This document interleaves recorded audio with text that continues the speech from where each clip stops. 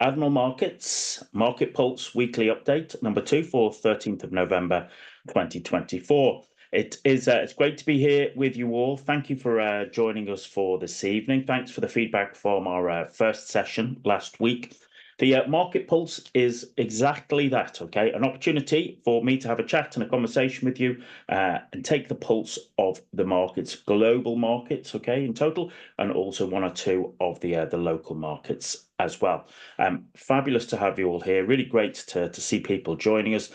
As always, you're always very welcome, okay? You're always welcome to ask questions and we'll try and help you as much as we can throughout our session. As always, we'll look to begin with a quick risk disclaimer, so you can just take a moment to make yourself aware of the risk disclaimer, just remembering that trading on margin does involve risk and that ultimately you are responsible for your own trading decisions. So what do we look to cover on our Market Pulse sessions? We're going to look to how to understand and analyze global financial markets, okay? And I'll talk through that as we go on to the live charts. I'll always have a little bit of a discussion about how investors and traders can turn their analysis to their advantage. It's all well and good to be able to analyze markets, but ultimately it's about how do we turn that into an opportunity. That's what we are keen on. And then also, how can you trade and also invest with Admiral Markets, talking about some of the technology that is available to you in terms of solutions. So there's always plenty for us to discuss. There's always plenty for us to chat about. As always, you're very welcome here. I do appreciate that we have a truly global audience who join us for our sessions, and wherever you are very welcome. Also, I do recognise that we have a broad range of experience of people who join our sessions, from complete beginners at the start of their trading and investing journey to those who've been trading and investing for many years. You're all welcome here, okay? Hopefully there's always something that everybody can take away that can basically help them move forward and progress on their own journey. And as I said, you're very welcome to ask questions, and I will try and answer the best I can within the remit of our session this evening. For those who don't know me, my name's Paul. Traded for many years, okay, done lots of investing as well. Traded for funds, traded for clients. Primarily, my trading work tends to be very rule-based around FX indices and commodities, where I'm a trend trader for longer-term swing and position trades, which filters into some of the stuff we'll talk about a little bit later. But also I'm a mean reversal trader for my short-term intraday trading, and I'm a much more intuitive investor based around particular sectors or particular stocks that I like to operate in. So there's a fair bit there to cover, and I will share parts of that, as I said, as we go through our sessions this evening. As always, I appreciate there are some people at the start of their journey, some people at the start of not only their trading investing journey, but also at the start of their journey with Admiral Markets here. So we'll just do a few slides, as always, just to help give people a little bit of insight into what Admiral Markets can offer you there. So Admiral Markets there, okay, as it says, provides a wide range of financial instruments and various asset classes that you can engage with. There is a comprehensive education suite, including myself and my colleagues, okay, will help try and guide you along the way. And as you can see, it has an excellent Trustpilot rating. I appreciate that, if you are at the start of your journey, people are interested to sort of learn, see what they can learn, see how they can develop as both traders and investors. So hence why you'll find Admiral Markets runs regular webinars with myself and other market experts, always providing a little bit of live market analysis. There is also a premium analytics portal. You also have access to a research terminal, and there is also the Academy platform. So plenty of support there for you on your journey, okay, and whatever path that might take, whether it becomes more of a trading journey, more of an investing journey, or maybe you do both together. I appreciate there will be some people who like to focus on one, and there'll be some people here who like to engage with every way they can.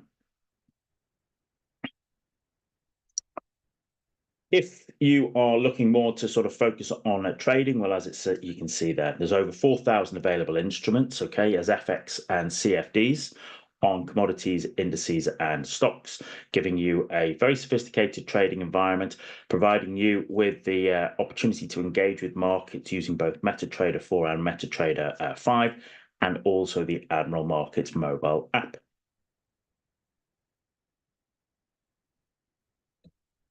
And if it's more of the investing pathway that you would like to follow, well, once again, you can see that there's over 4,000 available stocks and ETFs, exchange traded funds.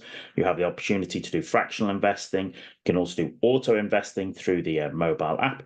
And once again, the platforms, there is the MT5, there is a web trader version, and there is also the Admiral Markets mobile app. So plenty of technological solutions to help you on your progress through your own journey.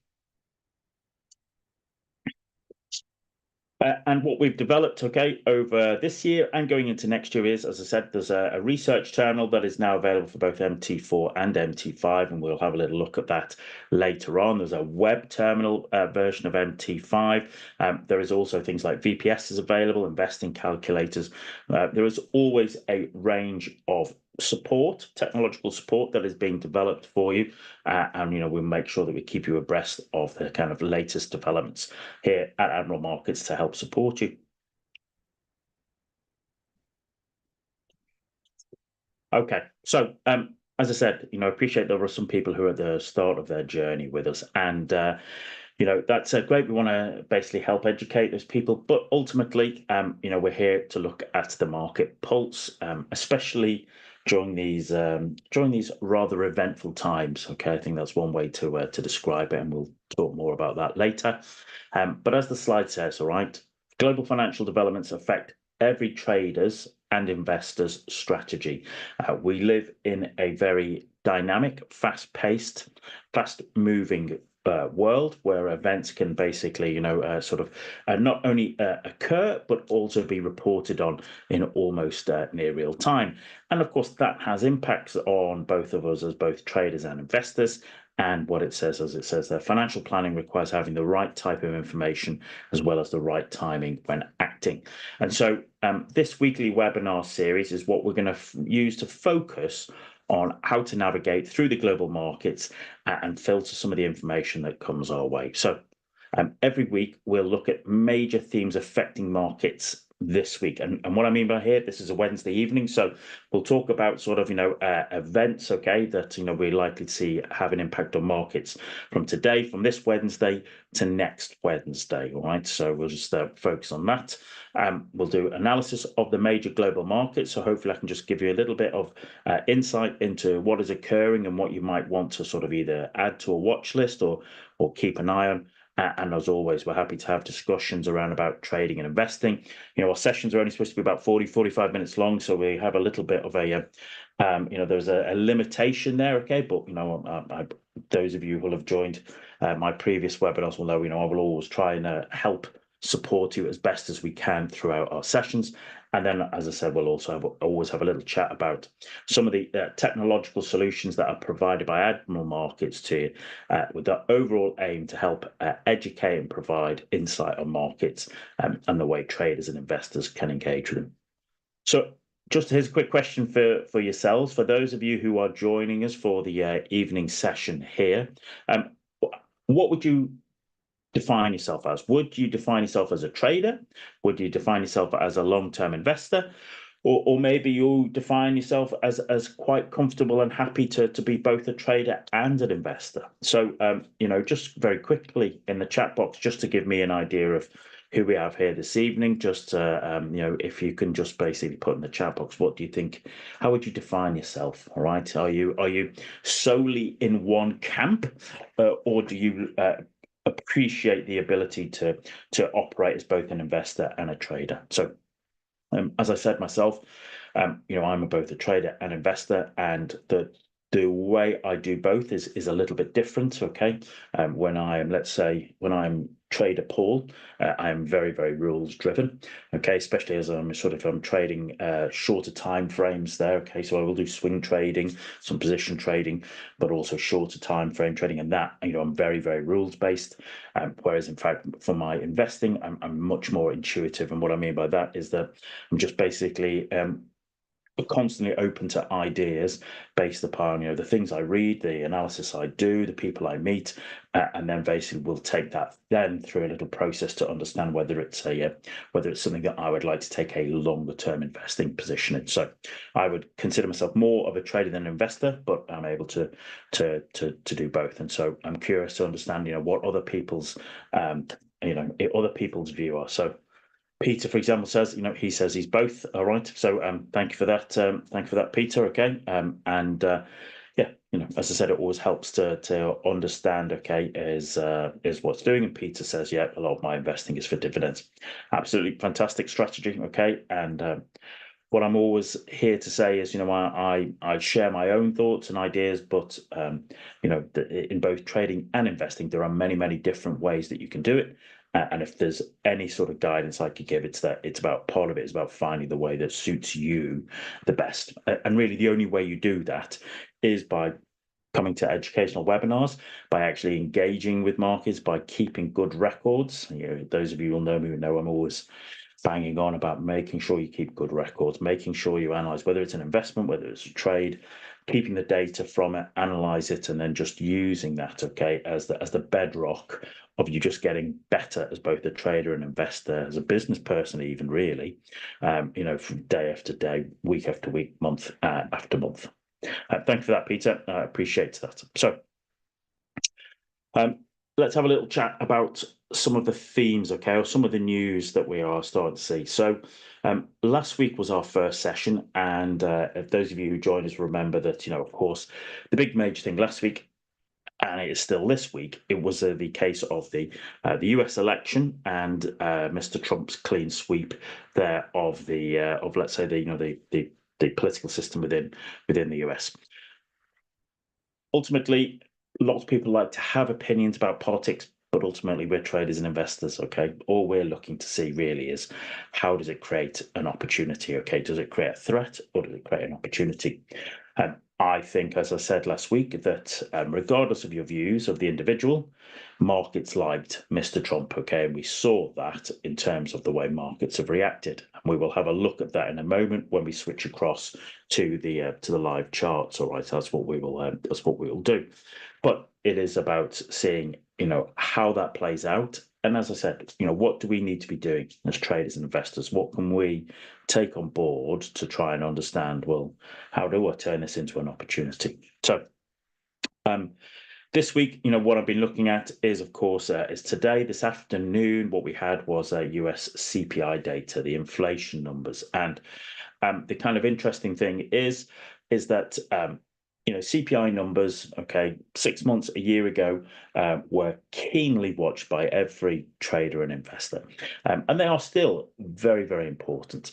But what we saw today was that, the numbers came in as forecast, all right, which people sort of, is comfortable with. But then what we also saw was that there was like an uptick in terms of the overall inflation. And that is of interest to me because, as I said, a year or so ago, every trader investor was talking about inflation numbers, and we have kind of maybe taken the eye off the ball ever since Mr. Powell's comments in August about how he was kind of focusing more on employment, okay, rather than inflation.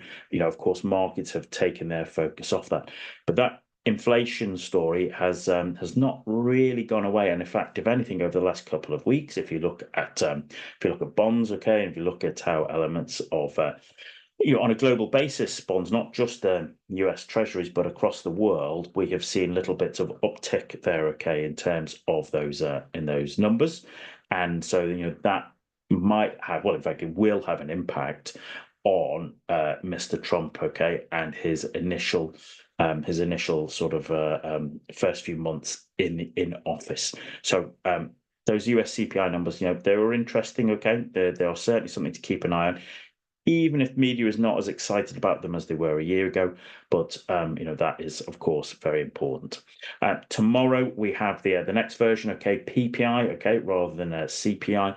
Once again, people will be looking to see A, how does it come in against forecast? B, is there an uptick even on the personal, all right, personal inflation numbers? And that is, as I said, that's something that traders in the know will keep an eye on, okay, regardless of the media's interest. But I think probably tomorrow, what traders are really going to be interested in is, of course, in the evening, and I'm talking about the evening in UK time. All right, I appreciate you might need to assimilate that to where you are in the world. But we have an interesting evening where we have both Mr. Powell, the chair of the US Federal Reserve, speaking, and also Governor Bailey, okay, governor of the Bank of England, speaking tomorrow. A week after, if you remember, we had both the FOMC and the Bank of England MPC meeting, and we had both of those cut by 0.25%. People are interested in that, okay, especially if like me, you like to operate in FX markets. People are always intrigued, okay, to see what the trajectory is with regards to interest rates. But then invariably we're looking at, well, how does that impact those FX pairs? What we're also interested in, as I was saying, is if those inflation numbers are picking up, okay, as they have them, is that just an anomaly, or is this just a re-emergence of inflation back into the system? Of course, in which case that has a huge impact upon the future trajectory of interest rate cuts, okay, or any possibilities of them for both the Fed and the Bank of England. Mr. Bailey himself already, last week said that he was having a month or so ago, 6 weeks ago, talked about how he was hoping to be in a position to be able to cut interest rates, faster and deeper than had been expected. Last week, after the UK budget, his tone had changed, and he was now talking about slower rate cuts going on for longer, etc. And so markets are going to interpret that differently, and markets will be keen to hear what he has to say there, okay, in terms of whether how that affects the trajectory of possible interest rate cuts. And then we've got another bit of UK data Friday. Okay, so we've got GDP. Okay, Friday morning for sterling. So that'll have an impact on sterling at 7 o'clock Friday morning. And then in the Friday afternoon, UK time, we'll have US retail sales. And then for next week, the kind of some of the numbers I'll be interested in is that on Tuesday, we've got Canadian inflation data, Canadian CPI, okay. The Canadian dollar has taken a little bit of a hammering over the last couple of months. I'm primarily, my operations are as an FX trader, and I'm always keen to look at where is the strength and where is the weakness within FX markets. And Canadian dollar has been considerably weakened over the last few months. So I'm always interested to see if that story will continue. And then next Wednesday, 7 o'clock London time, will be the CPI, okay, for the UK, all right, UK CPI. So in fact, we've had US CPI today, we'll have Canadian on Tuesday, and then UK next Wednesday. So those are there's lots of news coming out. Those are just some of the news bits that I would be keeping an eye on, and I would suggest that, if you're not already, then you want to sort of keep an eye on those yourself. Make sure that you're aware of them, because they will have an impact on markets. Remember, the best way to follow that is using an economic calendar. There is an economic calendar on the Admiral Markets website and on other parts of the internet. So there's no excuse to not sort of keep on top of understanding that economic calendar, right? Because, of course, if you're new to that journey, the reason we want to be on top of that news flow is, of course, that sort of big news is what induces volatility, and volatility is a double-edged sword, right? When you're on the right side of it, it makes trading fabulous. When you're on the wrong side of it, it can make trading challenging. So it is in your best interests to understand when that data is coming out. So lots going on there.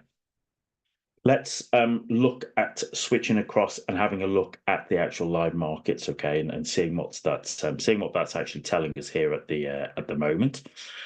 Just But as always, because this is because we're into our first week or two, some of the slides I'm just going to repeat, okay, for the first couple of weeks, just to basically, what I want to do is set expectations for everybody, all right, so that we have a baseline from which we're working at, and also that you'll be able to understand where I'm coming from, how I look to operate. So, as I said last week, just set some very simple expectations, okay, with regards to trading and investing. Risk management is absolutely key. Okay, risk management, and it has to be sort of respected every single day. Now, if you're new to your journey, if you're new to trading or investing, well then, if you go onto the Admiral Markets website, okay, webinar archive, or more importantly these days, the YouTube channel, you will be able to find specific videos that deal with risk management, okay, if you need to learn and understand. As we've just talked about in terms of expectations, know what news is coming out for, well, for that week ahead, for that day ahead, for that session, depending upon that. What I always suggest is, conduct your analysis before making decisions. So, for an example, some of my swing trading for, let's say, FX pairs, I do that at the weekend or off the weekly and the daily charts when the markets are closed, because I tend not to be distracted, so I can just basically focus on doing my analysis. And also, I'm not distracted by ongoing news events, okay, market events, by actually watching the market. So I can take a little bit of time, make a plan, all right, to turn my analysis into a plan that I can basically trade for that week ahead. It might sound, of course, common sense that you really should have a good internet connection. Okay, I was at an event last night, trading event last night, and they didn't have good internet connection. They took it for granted, and it had an impact. So it doesn't matter whether you are at home on your own, okay, trading, investing, or whether you're in a public place or wherever you find yourself.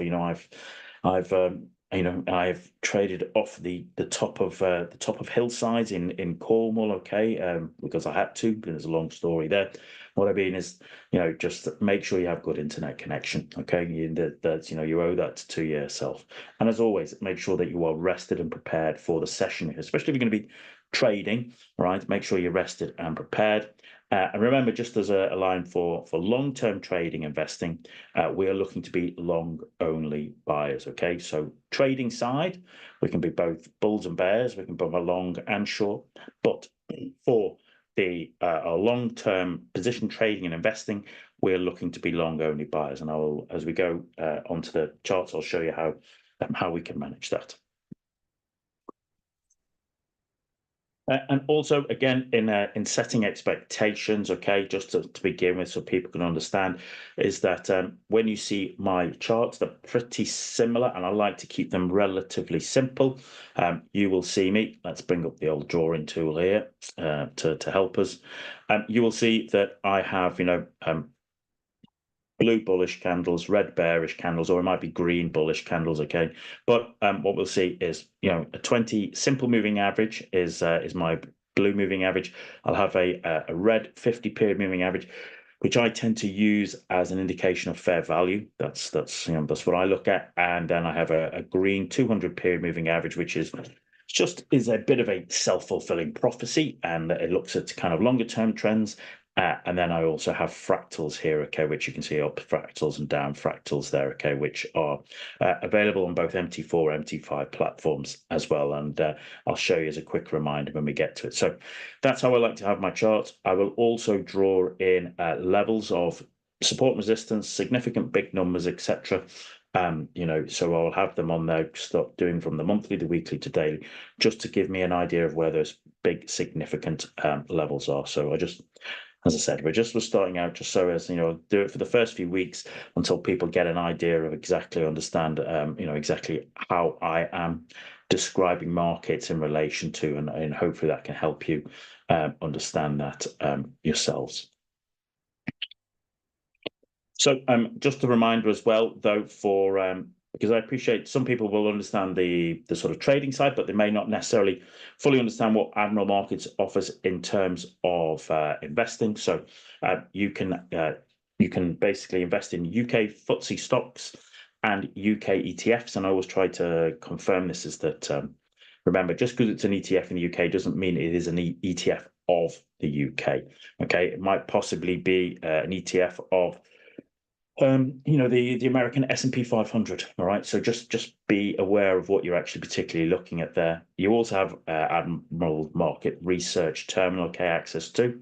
It's long only, and also I find the LSE, the London Stock Exchange, their website is useful. There's a link there, okay, for a heat map telling you how the individual constituents, the FTSE 100, have done that day. And there is actually quite a lot of useful, helpful information on that, okay, for let's say longer term, long only investing. And you can do that quite simply by opening an Invest MT5 account, just going into the client's dashboard. You've got a choice of either the web trading platform or downloading the MT5 platform, and you can search for UK shares and just engage as you normally would. Okay, so as I said, I appreciate for those of you at the start of your journey, these are just simple reminders, okay, just to help people as we start getting into into our groove, okay, of how much we can look at and cover during our Market Pulse sessions. Okay, so why don't we switch across to the charts and have a look at what's been going on in the markets, and then just see what what we can identify and what we might want to add to our watch list. So just bear with me 1 second. Let's switch across to some of the charts and the platform. So I'm just going to pause that for a moment, he says, and then let's just. Okay, let's bring up some of these here.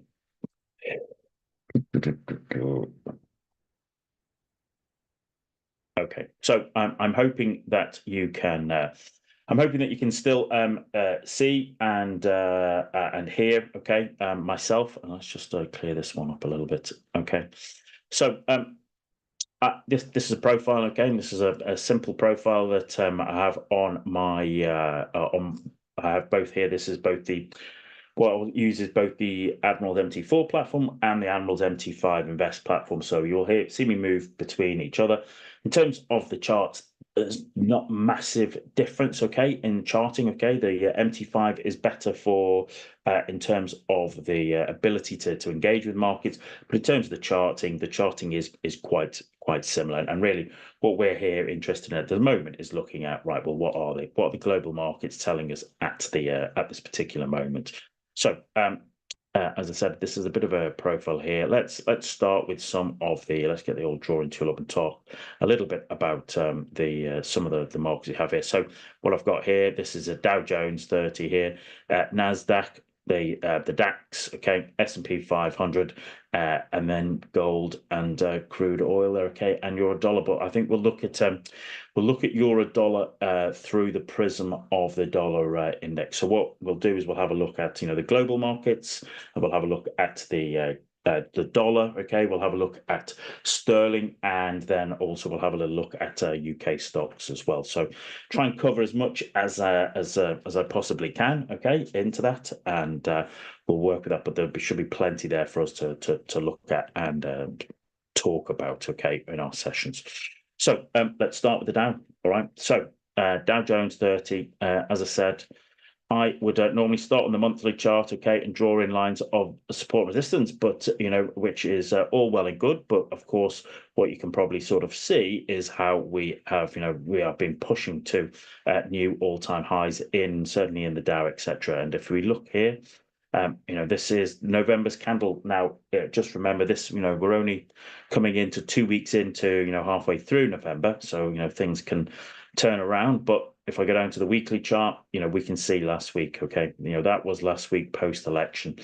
That, as I said earlier on in our discussion here, is that regardless of your political views, markets liked Mr. Trump for 2 reasons. One, remember, markets are a reflection of human psychology. Humans hate uncertainty, so do markets. So the fact that Mr. Trump got a very, very clear mandate, is one thing, and two, the fact that basically the market had a more favourable view of Mr. Trump's supposed policies over his opponent, Miss Harris, and that was reflected there. Now, of course, what you can see is here is actually this week, yeah, there's probably a little bit of kind of the let's call it the post-election hangover, shall we? So, as everybody goes to a party, everybody gets a bit excited. Next day, maybe feel a little bit slow, a bit jaded and stuff, and everyone comes to terms with what happened the night before. And I think there's probably an element of that. Okay, we've had what here is in the daily chart. We've had our kind of relief rally, and actually, the last day or two, we've just kind of we've drifted a little bit lower there. Okay, on the Dow from that, especially yesterday. Okay, what we saw here. If I look in the 4-hour charts, this is a 4-hour chart here. Let's get the drawing tool up here. Here we go. That's the week. Last week, you can see for yourself, bosh, we really did have a strong move. And even the start of this week, okay, well, we had a bit of a flush, and then I look at that now as, we're sort of presenting a bit of a double top there. And, we're working our way down, and you have to wonder, is this going to start forming some lower highs, in which case, is this going to be another lower high, in which case I would probably be looking for price to drift its way down to the 50-period moving average there on the 4-hour chart into what's that, about 43,650. Now, remember what I was saying earlier, I kind of like to use the 50-period moving average as a kind of fair value, and so it's not a surprise for me, certainly as someone who in my short-term trading, I like to be a mean reversion trader. When I can see prices here and here have pulled really far away from the 50, it's no surprise to see that actually price and the moving average are looking to catch up, etc. So that would be my view there. Okay, looking at it, and remember, we've got PPI data from the US tomorrow. We've got Mr. Powell speaking tomorrow evening, and then we've got US retail sales on Friday. So there are enough data points this week just to give the market that little bit of a nudge lower there. Okay, on that, people sort of who probably maybe bought in here, looking to sort of trim their positions there. Okay, so that's what I'd be looking at now. Of course, there'll be some people who are particularly bullish, saying, well, actually, Paul, all this is doing is setting itself up as a bull flag, and that price comes down here before it makes its next leap up. And that's a distinct possibility. Okay, that's it. I wouldn't fight you over that. But at this moment, I'm looking at over the next week and stuff, next few days, I'll be looking at that's what my view would be, that we drift in towards that area, and that would be my scenario, and that's how I'd look to operate in line with that. Okay, on the Dow. And if we look at a couple of the other Americans, okay, so in particular, let's say Nasdaq here. Once again, as you said, you can see, we have, look at that, Nasdaq has really kind of really pushed its way there, this month. Okay, it had been tailing the S&P and the SP and the Dow, but it has last week, as you can see for yourself there. Okay, it's hammered its way there. All right, hammered its way there to closing at new weekly highs. Okay, and you can't ignore that, but as we're saying, this is the daily chart. Having pulled back and then gone a little bit just quiet and sideways in front of the election, we popped up, but then once again, just look at that price action there. Okay, it's kind of, we have expanded and now we're consolidating a bit there. Okay, people sort of now, as I said, the hangover sets in. Okay, and so people now think, well, hang on a minute, what is going to happen over the next couple of weeks and days, weeks and months in front of the inauguration, all right, and also what is actually Mr. Trump going to do. And of course, as he is making announcements of who he wants to join his cabinet, that has impacts as well. And once again, if we go down to the 4-hour chart, there we go. 4-hour chart on Nasdaq. What I'm looking at is, like the Dow, we had a real big pump there, didn't we? And then sort of into Monday, we kind of fell down a little bit. I'm kind of intrigued. These two big bearish candles here. Once again, just a kind of a lower high here. We're just flirting with it here again. The price action there post CPI, I would be looking at that is a little bit, I'd be saying that's just a little bit of interest in terms of, I'm just going to try and go down a little bit more. There we go. I'm just looking at, let's even go even lower, shall we? what we've got here this afternoon is as I said, as you can see, there's been real swings there this afternoon off the date of the CPI data. Okay, lots of people will be lots of people will have been taking profits. Lots of people who missed that move will be thinking that they can get in now, okay, beforehand, and there'll be other people who are a little bit confused by the data, a little bit confused by the trajectory. And you can see the prices, the prices demonstrating that. Okay, real big swings on there on the Nasdaq.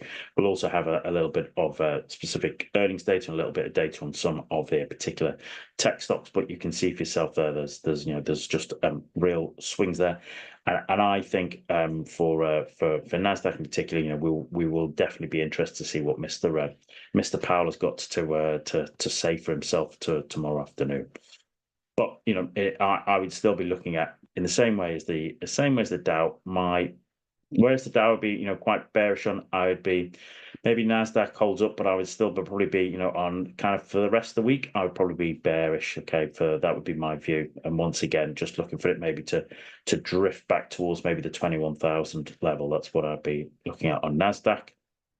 Let's have a little look at before we go to the DAX. Let us have a little look at the S&P 500. Okay, and so I'm hoping you can maybe see there's a bit of a recurring theme here. Last week we've had really strong, but this week it hasn't followed through as of yet. Okay, it hasn't followed through as of yet. If we go into the daily chart on the S&P 500, fabulous run up there. Okay, but now you can see basically, there's a little bit of a reversal pattern there. On the daily chart, if I would have been happier if maybe yesterday's candle had closed sort of kind of very bearish there. Okay, beneath the lows, the previous two candles. But the reality is, what you want and what you get can be two different things. You have to trade what you see in front of you. But to me, those three candles there don't look particularly bullish, I would be suggesting. And let's see if we go down to the 4-hour chart.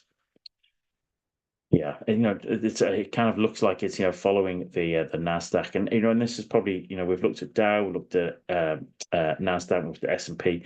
They're not massively dissimilar there. We peaked out Monday afternoon. We created a little bit of a lower high there. We've had a bit of a push up there. Okay, a little bit of a push up. But I wonder whether that was just a little bit of a reaction. People wanted to be late to the party, but maybe we'll see, as I said, a little bit of a drift into Mr. Powell's comments tomorrow. Okay, so that's what I'd be maybe looking at there. There's also just the simple fact is that if I just draw this in here, just bear with me 1 second. There's one other thing is that very slow there, is that here we go, is that we're at 6,000 on the S&P, and we're pivoting around there a bit, and people are going to be questioning and interested to see does price have what it takes to get above and stay above, or is there going to be an initial sort of first time we're up here, we roll off it a little bit before we re-attack it. Okay, my personal view, and it is my personal view, is that as I said, I think like Dow we look like we drift a little bit lower, and then maybe Mr. Powell's comments are enough to either sort of take the wind out of the sails, or they power the S&P and the other indices up through those kind of those levels of resistance that we see there at the moment. So that's what I'll be looking there in terms of the in the US. If we look a little bit close to Europe, we have the DAX here. Okay, so this is the weekly chart. The DAX, as I said, I like weekly charts. It's I can do a lot of my analysis at the weekend when the markets are closed. Okay, but regardless of what we see regarding the German economy, so some of the data and information we get out of that is not been terribly good. Okay, especially looking at things like issues with things, for example, like Volkswagen, and then also the political side has struggled. Okay, and we saw within maybe 24 hours of Mr. Trump being announced, we also saw the kind of the German cabinet start to implode as well. So not necessarily the greatest political or economic data for Germans, but it has not stopped the DAX from continuing to work its way higher there. Okay, from our sort of from our kind of bounce earlier in the year. Remember, I was saying I like to use the 50 period moving average as fair value. From its great bounce here in the pin bar, we have still continued to work our way up, but we have drifted a little bit. When I look at the weekly chart, what I look up there is that every the last few weeks, every high has been lower. Okay, now this might be like the Dow and just providing a nice kind of a bull flag, but as a shorter term trader, I would probably be bearish on this. Okay, it's here we go. Let's just go down a little bit, shall we? So yeah, the kind of the if I go to the daily chart, what I'm starting to be interested in is this is the daily chart on the DAX. What I'm interested is if we look here, okay, we had a great bounce off the 200 period moving average and had a fabulous run there. We then pulled back, okay, once again in kind of a bull flag, and we found support at the 50, and we ran again there nicely. And some traders would probably be looking at that as a version of an ABCD pattern, okay, maybe even a bit further. But what I look at this is, we kind of peaked here in mid-October. This high we couldn't break high; it's a lower high, and then we had here once again in the same way the 50 was support here. If we look at how price bounced off the 50 there, it bounced off there, but once again, the all the highs are getting lower. Okay, lower highs. And then yesterday, what we did do is we kind of, we broke and closed beneath the 50. Now, if you look here, when we did close beneath the 50, next day we kind of bounced our way back up, all right. And but today we're continuing, we're going to close beneath that 50 as well. And also we can see the 20 is kind of coiling, starting to turn over. I wonder what I'd be looking here on the DAX is basically, does the price pop up a little bit, flip the 20 which was here is acting as support, acting as really nice support there, isn't it? Hopefully you can see there. I like to see pricing bouncing, off dynamic support and resistance, like moving averages there. I wonder whether we flip now and the 20 goes from being support to being resistance before we move. And then I'd be looking for, if we are going to break the 50, we'd be moving down to the 200 there. Okay, that's what I'd be looking for. Okay, in terms of the move, that's the scenario I would look for myself. So as I said, you might just want to add that to your own list and stuff, just to keep an eye and see how that particularly plays out over the next couple of sessions. Whilst we're here, let's have a look. We'll look at oil, and then we'll look at gold. Okay, so this is West Texas crude oil. Okay, what we're going to do here is, I think on this chart, what I've been talking about was how, I thought, if you've heard me before, I was talking about how I thought that kind of crude oil prices have been coiling up there. See how that over the last year or so, etc. There's support there, but actually also there's resistance there. And I think we're sort of just dropping down. And I look at that level. If we are going to go lower, okay, and a lot of people would think oil would go lower simply because the Chinese are still trying to stimulate their economy, and that, if the Chinese economy is slowing a little bit, well, that means there's less demand that way. But then also is a case of, if Mr. Trump, puts some pressure on in the Middle East and some of the protagonists to draw that to a close, that will, reduce that anxiety and also allow kind of oil prices to drop as well. So, my view would be here, I'd be watching this trend line and seeing, does it, if it breaks, I think it breaks and we go significantly lower. So, my view would be watch that. Okay, watch that over the next week or so. Then we get to gold. All right, and gold weekly chart. Just bear with me one moment.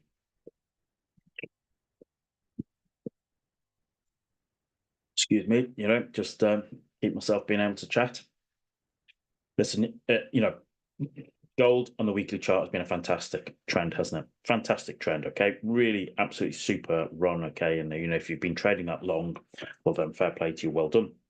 What I try and get across to new investors, new traders is, when there is a good trend in place, don't fight it. You want to ride it, okay? You want to work with it. Now, the challenge we have is that markets don't trend as much as we would like. Okay, they only really trend probably 20-30% of the time, but a good trend should leap off the chart at you, and if it is, don't fight it. Okay, work with it. All right, and that has been so far a fabulous trend.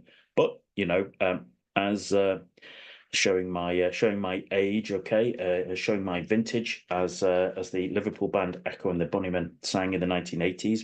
Nothing ever lasts forever, and neither does a trend, and that's what we're seeing here. Okay, so what we're seeing here is that effectively, I see that now here as, we had a pin bar here, okay, a rejection candle a couple of weeks ago, which we also saw across US dollar pairs. Remember that the commodities are priced in dollar, so if there's dollar strength, that has an impact on gold. And then we've followed that through last week. Okay, that to me is what we call an evening star formation, which is a bearish reversal formation, and you can see this week we've flowed through. Now, the weekly 20 has acted as support all year, so we'll have to see how that plays out. But if I look at the daily chart here, super. What I look at on the daily chart is, fantastic runs, some absolutely fantastic runs where the 20 period moving average, see how it's acted as just really nice support there. And then we had here, that's a daily evening star formation, not the sweetest, but it was also had an engulfing candle. We broke the 20 on the daily. Remember what I was showing you as support? And then here we go. At the start of this week, we also broke the daily 50 period moving average. So, and you can see the 20 is now starting to roll over. And as I said, I wonder if we work our way back up into this zone here, and then if we get a rejection candle which gives us lower highs, then I'd be looking to be short. That would be my scenario at the moment. Okay, so that's what I'd be looking there with gold. This really has sold off quite considerably over the last week. Really, there you go. On the 4-hour chart, you can see there, and the 4-hour chart has really, that was a great place to be short, but then it is really, really well respected, that 20 period moving average. Okay, and as I said, good trends leap off the chart. The weekly has been bullish, but now that 4-hour is most definitely bearish. Okay, so depending upon your time view, okay, some people love to sit on the weekly charts and take a position for a year, for a good few weeks to a month to a year. Sort of shorter swing term traders might just be looking at that 4-hour chart and sort of looking to take advantage of the 4-hour chart there. So that's what we'll be looking at. Okay, let us have a look at the US dollar. So I wanted to look, as this is a global market pulse, start to look at some of those big American indexes and a couple of the big commodities that traders are very keen on, and then we'll have a little look at the dollar and see how we're doing for time. So this is a profile I have of the dollar. Okay, so see it there, bang, profile of the dollar, and what I have is the Aussie dollar, Kiwi dollar, Euro dollar, dollar CAD, pound dollar, dollar yen, dollar Swiss franc, and then the dollar index, which is IUSDX. Okay, find that on this platform now. So effectively I have the dollar index and the majors. Okay, the majors against the US dollar, and this is my starting point. Okay, even though I'm primarily mostly a sterling trader, this is always my starting point. Okay, because the US dollar is the big daddy of the FX market. So if you have an understanding of what it's doing, well, then that puts you in a position to see how that plays out in your own particular currencies and stuff. And so I like to work with that. Excuse me. So let's have a look at the dollar index. Bang. Okay, let's go into this. So the weekly chart here, weekly chart, and what we saw is, once we saw kind of Miss Harris enter the race, Mr. Biden initially, I think we saw basically the dollar weaken, and we were running down to this zone here. You can see here's a big round number of 100 there. And then really at the sort of kind of end of September, we saw a turn, and this is where we start to see people Trump trade. I would look at that. I would look at that as a bear squeeze. Okay, and if you don't know what a bear squeeze is, once again, go on to the Admiral Markets YouTube channel, and you'll find that there are videos in there that you can access. And what we can see is that we've seen that dollar strength there. We're now above the weekly 50, and you can see the last two. Last week we were strong, but this week, bosh, you can see that dollar here. I thought we'd get back up to these highs, but I thought we might meander over a couple of weeks. But as you can see, the dollar's not waiting, is it? That dollar there is just, power up. Now, of course, Mr. Powell might say something tomorrow evening, which takes the wind out of the sails, right? So, always, kind of just be aware of when that big news is coming out. But, that is still strong dollar, okay? And regardless of whether you are an intraday trader or whether you're a swing trader or whether you're a position trader taking positions for like weeks and months, understanding what the dollar is and where it's going is crucial as an FX trader. Okay, so that is a very bullish dollar trend at the moment. So and it's not giving me any reason to fight that or trade a reversal of that, because there isn't a reversal. It is just literally powering its way through. And as I said earlier, when there's a clear trend in place, don't fight it. Okay, try and find a way to take advantage of it. That's ultimately that's what we're here for. Okay, we want to turn these things into opportunities. So as I said, you can see that if I go down to the daily chart, you can see that from September was kind of almost like a descending triangle, but you can see it's been one-way traffic, really, hasn't it, for about the last 6 weeks since the end of September. Bosh, off we go. So how does that impact us? What do we look at? Well, the dollar index is the dollar against a basket of currencies. I think about 10 currencies in there. The main one of it is euro. It's about 57%. So what you find and often see is that the euro dollar itself is inversely related to the dollar index. So the dollar index has been powering its way higher, which means we would be expecting the euro dollar to be falling. And boy, has it been falling. Okay. So, if we look at that really, in hindsight, and it's always easy in hindsight, I understand, but we're looking at ways to help people analyze markets and find a view. That was a fabulous double top there. Okay, double top, which had its second leg as a evening star formation. Okay, and once again, if you're not sure what a star formation is, have a look on the Admiral Markets YouTube channel, and you'll find it all there for you. And you can see what that's, we have just been in that continued traffic now. So if you think about it, we've had Mr. Trump, dollar strength, but at the same time, as I was talking about earlier, we've, the German economy is still the biggest economy in Europe, and, the German economy is struggling. And also politically, they're going into a bit of an implosion as well.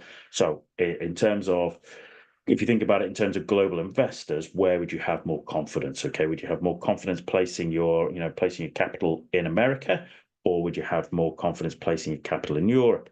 And you can see this chart is a reflection of what the market thinks of that. Okay, in terms of that euro dollar trend there. Okay, and you can see here, bosh, that is just that's one-way traffic, isn't it? So then you start to look at, well, where are the next levels? Okay, so I'd be looking down here, the kind of low of last year. What was that, about 104.30?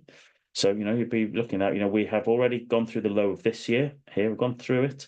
Now, of course, this is a monthly chart I've just put up here, right? But it's we've gone through the low. That next low there is 104.30, and then you've got parity, and so we are trading at 105.68. You have to give a little bit of thought of, based upon all the challenges you've got in Europe and all of the, let's say, the kind of focus that is coming onto the US, what do you believe could be the probability that we could go to parity? Okay, euro against the dollar. I wouldn't bet against it. All right, definitely towards that kind of, that kind of 102, 101 area here. Okay, in front of it, I would definitely very happily trade in line with that at the moment. Okay, I think that would be a sensible move based upon where we find ourselves here today. Okay, and yeah, you can see for yourself there that it's just literally, that has just it's just fallen over. And on the flip side of that, we've also seen the dollar against the Swiss franc here. Dollar against the Swiss franc, once again, dollar against Swiss franc in the weekly chart. We came down to these areas of the lows of last year, and we have seen the last month or so, bosh, it's just flown its way up there. This week has continued that, getting dollar strength, Swiss franc weakness. Okay, that's what we're looking at. And it's just, all of this is just reflecting upon that. Dollar against Japanese yen, this is one of my swing trades for the week, etc. Is once again just looking at how we turned around over the last 6-7 weeks, and we've just seen dollar strength, okay, yen weakness. We powered through the big round number of 150. Okay, we're above that. We're above the moving average, above the 20, and continued. And look at that daily chart. Yeah, it's been a bit scruffy this week, but actually, what we were looking for is that we had weakness in the Japanese yen, strength in the US dollar. As I said earlier, for my FX work, I like to just be, basically buy strength and sell weakness, and that's what we've had there for this week. Okay, long dollar against the yen. That's that particular trade there. So you can see that. Hopefully, you can see all that there. I appreciate you can see that Aussie has weakened against the dollar, Kiwi has weakened against the dollar, Canadian dollar has weakened against the US dollar. I said euro is already, yen has weakened. Okay, Swiss franc. We're in a bit of a dollar holler. All right, that's what's going on there. So, as you've heard me say many times before, why would you fight that? Okay, what would be the benefit of doing that? So let's appreciate the time, but well, let's take a little look at sterling. Okay, we're here Admiral Markets UK. We're focusing on that. Okay, and we might run out of time for tonight. Okay, but there's, as I said, there's lots going on here, lots for me to share with you. Okay, and every week we will try and add more and more elements to it to give you help and insights. But if we look at sterling here, so of course, we sort of talked a little bit about how in previous sessions about how the UK was going to sort of not make too many major decisions until Rachel Reeves' budget was there, held on the 30th of October. I think it's probably fair to say that there's not many people made terribly happy by it, especially in the kind of, let's say, the entrepreneurial business side. But that's what happens when that's what happens when political regimes change. But of course that weighs upon confidence within the UK. Okay, and of course then that means that has an impact upon sterling. I'm just going to quickly start with a little look at the FTSE here. This is the FTSE, which you can trade through Admiral Markets here. And what we have here is, as I was saying for the last couple of months, really, excuse my terrible drawing, but I'm a better trader than I'm a artist. But hopefully you can see what I've just been talking about, namely, price was just going sideways for months, really, until we got the budget. And then, as you can see, the budget, we have started to drift our way lower, and we're now here at that weekly 50-period moving average. Remember what I said, I like to use it as a fair value. So will we bounce off it? That is one possible way. Might we have a little bit of a small bounce before we roll over? I think that is probably more likely. Okay, I think that, and then down to the sort of 8,000 level. That would be my scenario at the moment. Okay, and that's over the next week or so. All right, that's what I'd be looking for there. Let's have a little look at the sterling itself. Well, let's start with cable, pound against US dollar. This is the weekly chart, and it's been a fascinating chart all year. Having printed this kind of bullish engulfing, we went, for months there in a really quite a fascinating trend there. Okay, higher highs, higher lows. Okay, price doesn't move in a straight line. Price makes a nice zigzag, and then invariably, once again, end of September, a bit like we just talked about for the indexes, for the dollar across the board. We saw here, there's a big evening star formation, and then we drifted back down to the big round number of 130, and then we've just kind of worked our way down there. Now, we're trading at 120. Considering less than a week ago, we were at 130. We're now trading down towards 127. Right, so we've lost 300 pips there. Okay, in a week there, you can see. Gosh, yeah, just rolling its way over there, isn't it? If we go down to the 4-hour chart, probably even better. Yeah, you can see from here we go. From here, last Thursday, we tapped 130, big round number, and you can see it's been really one-way traffic, hasn't it? There, and so yeah, we have traded south of 127. So we've lost in less than a week. What's that? 5 days or so. And you have 4 trading days, really, sort of, kind of into Friday, Monday, Tuesday, and today. We've managed to sort of, drop 300 pips there in the pound against the dollar. And that's a reflection, once again, of US dollar strength, okay, off the back of Mr. Trump's victory, and then also, a drop in confidence in the UK after the Rachel Reeves budget, okay, and this is what it's reflecting there in those particular prices. So we have seen, the sterling dropping there against the US dollar. Unfortunately, we're kind of running out of time, so I'm just going to go to euro against sterling because I appreciate some people will trade that a great deal as well. This is euro sterling on the weekly chart, and it has been scrappy, scrappy this last year. It has been in a downtrend, but it has been, scrappy there, okay, very scrappy, okay. But what we was coming interested in is seeing how price was operating over the last couple of weeks. We had worked our way down to, as you can see, probably here the 83 area, but the price action is not pretty, okay. It's pretty scrappy. And I can see here in the daily chart we had, let's just excuse me, I'll just draw in, 83 there was quite a significant level of support, and we broke it. Yesterday we had a little bit of a bounce off it, okay, off the back of some of those UK jobs numbers, but today we're kind of just working our way back down towards 83, I'd say, okay. And I think this 83 level is going to be a level to watch, okay. We're all interested to see, is it going to continue to hold as support? Let me just zoom out a little bit. Will it continue to hold as support? Because we've not been down here since April sort of 22. So, what's that, 2.5 years really? And we've not been on that. Is it going to act as support again? Whereas you can see it was here about 2.5 years ago.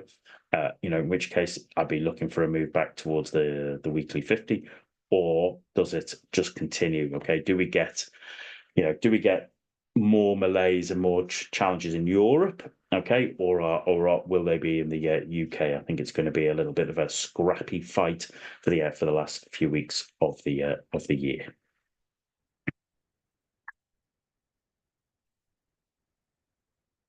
Okay, ladies and gentlemen. So, unfortunately, time flies when we're having fun, and it's basically we've come to the end of our session today. So, as always, I hope that you found that useful. I hope it's just given you a little bit of insight that you can take away and utilize in your own analysis and your own trading and investing over the last week or so.